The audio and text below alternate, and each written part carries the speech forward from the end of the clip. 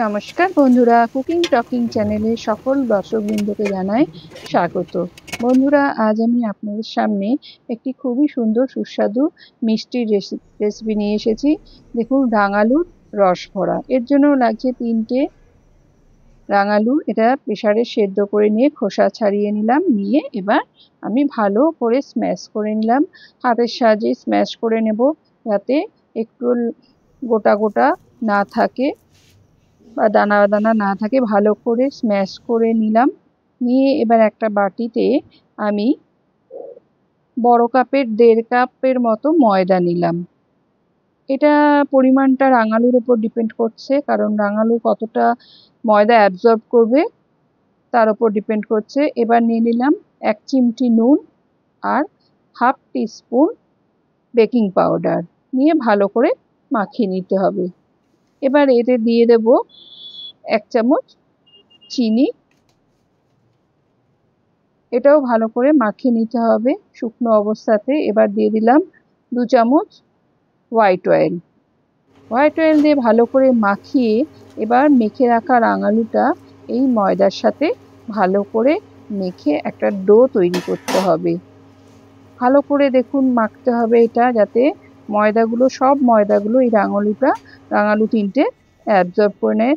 দেখুন একটা ডো তৈরি হয়ে গেছে। এবার আমি এই ডোতে হোয়াইট অয়েল দিয়ে ভালো করে মেখে নিয়ে ডোটা একটা ঢাকা চাপা দিয়ে আধ ঘন্টা থেকে 45 মিনিটের মতো আমি এই ডোটাকে রেখে দিচ্ছি।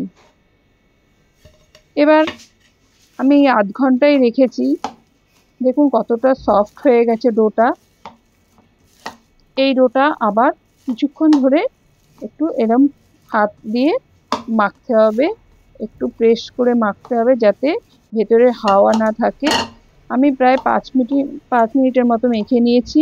নিয়ে এবার লেচি কেটে নিয়েছি প্রমাণ সাইজের। আপনারা যত বড় মানে রাঙালুর রস ভরা বানাতে চান তার উপর ডিপেন্ড করছে। এটা আমি একটা প্রমাণ সাইজে নিয়ে নিয়েছি। আর দেখুন এখানে আমি একটা পুর তৈরি করে নিয়েছি। নারকেল আর খোয়া ক্ষীর দিয়ে পুর তৈরি করেছি। এটা আমি আর দেখালাম না, কারণ আমার অলরেডি এই পুরটা আমি দেখিয়ে দিয়েছি আমার পাটিসাপটার রেসিপি যেখানে দেখিয়েছি সেখানেই। এবার দেখুন এই পুরের কয়েকটা গোলা তৈরি করে নিয়েছি। আর এদিকে রাঙালু আর ময়দার যে লেচিগুলো কেটেছিলাম সেইগুলো গোল করে নিয়ে এবার একটা বাটির মতো তৈরি করব। কিভাবে এই পুরটা ভরছি দেখুন।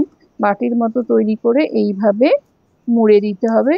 মুড়ে খুব হালকা করে মুড়তে হবে, আর আলতো হাতে এবার এটাকে গোল করতে হবে। রাউন্ড শেপটা খুব ভালোভাবে আলতো হাতে করতে হবে, যাতে ফাটা না থাকে। এটা আপনাদের দেখতে হবে, না হলে ভাজার সময় অসুবিধা হবে। দেখুন আর একটা দেখিয়ে দিচ্ছি কিভাবে আমি পুরগুলো ভরছি। এই দেখুন রাঙালুর ডোটা যে নিয়েছিলাম সেই ডোর লেচি থেকে এরকম বাটি করে এই পুরটা ভরে নিয়ে এইভাবে মুড়ে ভালো করে মুড়তে হবে, যাতে বেরিয়ে না পড়ে। তারপর আলতো হাতে, এটা কিন্তু বেশি চাপা চলবে না, 2 হাত দিয়ে আলতো হাতে এরকম গোল করে নিতে হবে। এইভাবে গোলাগুলো তৈরি করে নেব প্রত্যেকটা। দেখুন তৈরি করে নিয়েছি গোলাগুলো। নিয়ে আলাদা আলাদা খোলা ভাবে রাখতে হবে, যাতে লেগে না যায়। এবার আমি কড়াইতে তেল মিডিয়াম করে রেখেছিলাম, গরম করতে দিয়েছিলাম। এবার একটা একটা করে ছেড়ে দিতে হবে, খুব সাবধানে ছাড়তে হবে, তেল যাতে না হাতে লাগে। দেখুন আস্তে আস্তে করে ছাড়ছি, তেল ছিটে যেন না থাকে, শুকনো হাতে ছাড়তে হবে। এবার এগুলো একটু উল্টে দেব। উল্টে দিয়ে যেগুলো প্রথমে ছেড়েছিলাম সেগুলো উল্টে দিয়ে আরো কিছু দিয়ে দেব। এই গ্যাসের আঁচটা এটা মিডিয়াম টু লো করতে হবে, হাই স্পিড করলে চলবে না। এই দেখুন এইগুলো সব এই সাইডের গুলো হালকা ব্রাউনিশ হয়ে যাচ্ছে। এবার ওইগুলো উল্টে দিতে হবে, এইভাবে আলতো করে ছান্তার সাহায্যে উল্টে দিতে হবে। দেখুন কালারটা খুব সুন্দর হয়ে গেছে। কিছুক্ষণ পরে এরকম কালার আসলে আমি এগুলোকে তুলে নেব। দেখুন কত সুন্দর কালার হয়ে গেছে, পুরো দোকানের পান্তুয়া যেরকম কালার হয় সেরকমই হবে। আরও কিছু আমি দিয়ে দিয়েছি, সবগুলো দিয়ে দিলাম, দিয়ে এইভাবে সবগুলো ভালো করে ভেজে নিতে হবে। এবার রস তৈরি করছি। আমি 1.5 গ্লাস জল নিয়েছি আর 250 গ্রাম চিনি নিয়েছি, কারণ রসটা একটু বেশি তৈরি করতে হবে, কারণ প্রত্যেকটা গোলা রস অ্যাবজর্ব করবে। আর দিয়ে দিচ্ছি দেখুন একটু টেস্টের জন্য পাটালি গুড়।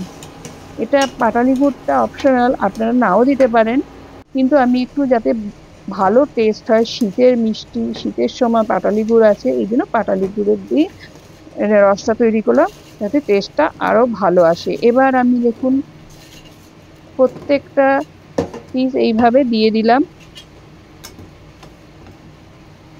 এই গোলাগুলো দিয়ে একটু ফুটিয়ে নেবো, বেশি ফোটালে চলবে না, হালকা ফুটিয়ে নিয়ে ঢাকা চাপা দিয়ে এটা একদিনের জন্য রেখে দিয়ে দেখুন এটা 4 ঘন্টা পর এরকম সব রস অ্যাবজর্ব করে নিয়েছে আর খুব সুন্দর সফট হয়েছে। দেখুন আমি কেটে দেখাচ্ছি।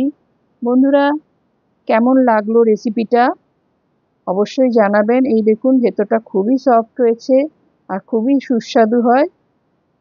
আজ এই পর্যন্ত, নমস্কার।